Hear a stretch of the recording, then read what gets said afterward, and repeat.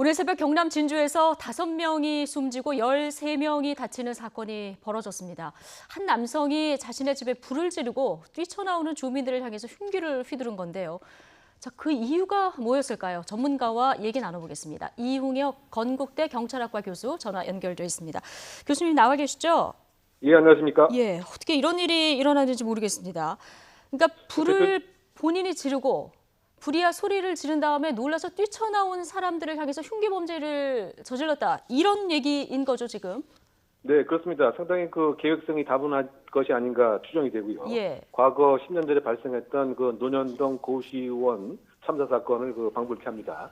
예. 일정한 그 압박감, 그것이 그 재정적인 이유가 될 수도 있고, 또는 자신이 겪고 있는 무엇인가 사회에 대한 반감, 또는 무시당했다고 하는 막연한 그 증오감이 하나의 그 동인이 되어지지 않았을까 생각이 되는데, 예. 일반적으로 그 5명 이상 많은 사람을 짧은 시간 안에 그 살해를 했기 때문에 예. 다중살인이다 이렇게 표현할 수가 그 있습니다. 다중살인. 예. 네, 즉 짧은 시간 안에 많은 사람들이 피해난 거죠. 마치 예. 그 외국에서 발생하는 총기 참사라든가 직장 내에서 일정한 인사상의 불만을 품고 상사 등에게 총기를 난사하는 그런 형태가 대표적인 그 다중살인의 모습인데요. 예. 이번 사건도 나와 피아를, 즉 아와 피아를 그 구분해서 내가 아닌 다른 사람들은 다 적이다라고 생각을 한 것이 아닌가 저는 그런 추정하고요. 예. 본인이 무엇인가 현재 갖고 있는 불만감을 또는 현재 상태를 야기시킨 것이 바로 피하다, 다른 사람들이다라고 해서 무작정적인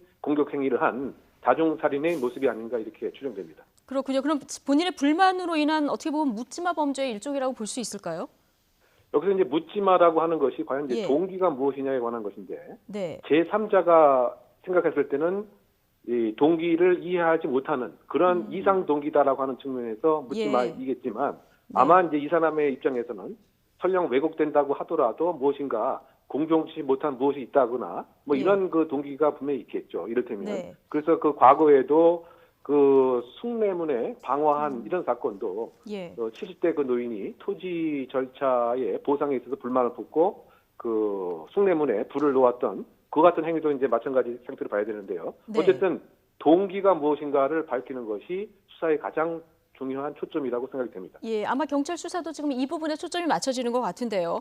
18명 사상입니다. 이 가운데 5명이 사망을 했는데 여기 10대 2명도 포함이 돼 있고요. 보면은 대부분 여성 노인들도 포함이 돼 있습니다. 이들을 좀 특정한 부분이 있을까요? 그 아무래도 제압하기 쉬운 사회적 약자를 표적으로 한 것이 아닌가 생각이 되는데요. 예. 지금 사망자를 보게 되면 12세 여자 아이에서부터 65세 여성, 또 30대 여성, 60대 여성, 대부분 여성인 것 같습니다. 또한 그 부상당한 10여 명도 여성이 상당히 많은데요. 자신이 그 공격 행위를 했을 때 분명하게 성공에 이르기 위해서는 신체적, 물리적으로도 취약하고 제압할 수 있는 대상을 표적으로 한 것이 아닌가. 즉 바꿔 얘기하면 건장한 20대를 공격하게 되면 자신이 결국 역습을 받거나 행동을 하려고 했던 계획을 실패할 수 있기 때문에 네, 이런 것까지 다 계산을 했다는 말씀이신 거죠? 아무래도 그 마음속의 그 지도상에 내가 예. 제압하기 쉬운 사람을 표적으로 삼았을 가능성이 크지 않나 생각됩니다. 네. 지금 앞서 이제 계획 범죄일 가능성이 높다 이제 얘기를 해주셨는데 오늘 범행 뒤에 이 남성이 다 죽였다 이렇게 외치는 것을 들은 주민도 있다고 하거든요. 어떻게 보십니까? 이런 어떤 진술로 봤을 때, 목격자들의 얘기로 봤을 때 이게 방화와 흉기 난동이 연속선상에 있는 건지 또 계획된 범죄인지 이런 부분을 조금 더 자세히 좀 얘기를 해주시죠. 네, 그 마음 속의 그 지도상에 내가 어떠한 행위를 착수를 하고 그 다음에 소임을 비록 왜곡된 건 하지만 완수해야 되겠다고 하는 일정한 확정적인 고의가 상당히 강했다고 생각이 되는데 사전부터 예. 그 이유 자체가 흉기도 한 개가 아니고 2개를 사전에 준비했다고 하는 점, 그리고 실제로 발화가 일어난 지점은 4층인데 네. 2층에서 이런 흉기를 사용해서 그러니까요. 자상행위, 공격행위를 했다고 하는 것도 마음속의 지도상 계획을 했던 것은 아닌가. 더군다나 시간도 4시, 4시 반에 네. 불을 놓았다고 하는 점도 예. 거의 그 새벽 시간에 상당히 혼란스럽고 정신없는 이런 것까지 생각을 했을 가능성이 있지 않는가 생각이 됩니다. 여러 가지 일단, 상황을 고려한 네. 계획 범죄일 가능성이 크다. 네, 그렇게 생각이 됩니다. 예. 거기다가요, 이 남성이 현장에서 검거가 됐거든요. 달아날 생각은 전혀 안 한 걸까요? 그러니까 이제 지금 제압을 당한 것 같습니다. 즉 일정하게 제압을 경찰 당한 것 장비, 같다. 예. 네, 경찰 장비 장구를 사용한 것 같습니다. 뭐 테이저 건이라든가. 그래서 이 실행 종료 후에 내가 어느 장소로 어떻게 도주를 해야 되겠다라고 하는 이런 것까지는 일단은 뭐 계획을 그것까지는 도주까지는 마음속에 두고 있었던 것은 아닌가 생각이 되는데요. 그런 네. 것이기 때문에 내가 할 바를 다 했다라고 하는 그런 증언도 옆에서 나온 많은 사람을 다 죽였다 뭐 이렇게 얘기한 것은 예. 소위 자신이 생각하는 다중살인의 목적은 달성을 했다. 즉 나를 이렇게 만든 사람에 대해서 응징과 복수를 했다. 바꿔 얘기하면 불을 넣는 행위의 가장 신정적 특징은 내가 증오하는 대상에 대해서 응징과 복수의 그 심리 기제가 그 강한 것인데 예. 그것을 완료를 했기 때문에 구체적인 도주의 계획까지는 생각하지 않았을 가능성이 크지 않는가 일단 추정해 봅니다. 예. 당초에 임금체불에 불만을 품은 범행이다. 이렇게 전해졌었는데 저희 취재 기자 얘기로는 이건 아니라고 하고요. 이 40대 남성이 특별한 직업도 없고 혼자 살고 있는 기초생활 수급자라고 해요. 근데 결국 큰 틀에서 보게 되면은 예. 그 사회적 연결고리가 상당히 그 약할 수가 있다고 하는 점이죠. 즉 사회와의 유대 관계가 있어야 자신이 잃을 것이 있어야 범죄로 나가는 것이 제어가 되는데 예. 그렇지 않다고 하는 그 점이 분명히 있었던 것 같고요. 과연 그것이 이제 금전 임금 체불인지 예. 아니면 임금과 뭐 관련된 자신이 생각할 때 인격적인 모멸감인지 그것은 이제 수사가 통해서 예. 이루어져야 되겠지만 결국은 그 무엇인가 압박감이 분명히 있었고 이것을 예. 통제할 수 있는 자신의 그 자아 통제력이 상당히 그 열악한 그 상태에서 예. 일정한 이유와 탓을 내 탓이 아니고 제3자의 탓을 한 것이 아닌가 그것이 주요한 범죄 동인이 아닌가 추정이 됩니다. 예. 거기다가 왜 자기가 사는 집 이웃들에게 범행을 저질렀을까 이 부분이 굉장히 궁금했는데 그동안 얘기를 들어보면 이전에도 좀 갈등이 있었던 것으로 전해지고 있어요. 네, 지금 뭐 일부 그 이야기에 의하면 그 경찰에 신고되는 경우도 왕왕 있었다고 합니다. 예. 이를테면 그 오물 등을 엘리베이터에 이렇게 뿌리는가 하면은 그 벌레 소리가 나지 않음에도 불구하고 이웃에 올라가서 벌레 소리가 난다고 하는 이런 네. 이웃 간의 그 갈등. 그래서 뭐 간장을 또 뿌리기도 하고 그래서 상당히 주변하고의 그 소통 관계가 상당히 부족했던 것인데 예. 일종의 그 사회적 이방인, 사회적 외톨이 같은 이런 모습이 사전에 또아리를 틀고 있었을 가능성. 그래서 이것을 그 사전에 하나의 신호로서 인지를 하고 적절한 공권력 또는 적절한 뭐 심리 치료 서비스 뭐 이런 것이 있었으면 어떻을까 하는 아쉬움이 남는 대목입니다. 예. 지금 정신질환 가능성 이 부분에 대해서는 어떻게 보십니까?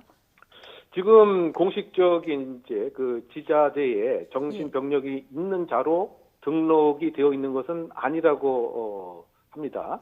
예. 다만 주변에서 가끔 비정상적인 이제 모습이 있었다고 하는 증언이 예. 그 있기 때문에 과연 이것이 온전한 상태에서 시시변별 능력이 있었는가 없었는가 이 부분에 나중에 이제 법적인 이제 문제가 될 수가 있겠죠. 이제 바꿔 얘기하면 심신미약이냐 심실상실이냐 여부가 분명히 있을 것 같은데 어쨌든 예. 큰 틀에서 보게 되면 자신이 어떠한 행위를 하게 되면 어떤 불이익이 있는가는 분명히 그 알고 있을 가능성이 크지 않는가 생각이 됩니다. 왜냐하면 흉기도 2개나 준비를 했을 뿐만이 아니고 4층에 불을 놓고 2층에서 기다리고 했다고 하는 점은 어떻게 하면 자신이 생각하는 목적을 다 달성할 수 있다고 하는 이런 점을 계획을 했기 때문에 특정적인 정신과 진력이라든가 전력이라든가 망상 장애 같은 것이 있지 않는 한 심신 상실이나 심신 장애에 호소하기는 한계가 있지 않나 생각됩니다. 예. 그러니까 심실 상실이냐 아니냐 뭐 나중에 이제 처벌할 때 이 부분이 굉장히 중요할 것 같은데 지난해 그 심신미약 감경 조항 삭제하는 김성수법 국회 통과되지 않았습니까?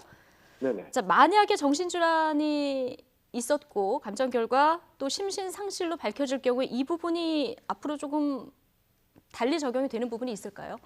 그러니까 심신미약이 만약 인정이 되면 네. 그 감경을 해야 되는 것이 필요적 감경 제도였습니다. 그런데 네. 지난번에 그 PC방 사건 때문에 감경할 수도 있다라고 이 조항이 바뀌었기 때문에 네. 설령 심신미약이 인정된다라고 하더라도 그 재판관이 앞뒤의 정황과 시시변별 능력이 충분히 판단할 수 있다고 한다고 하면은 예. 이 심신미약 조항은 인정되지가 않겠죠. 결국 그 지금 이것은 정신과적 판단에 예.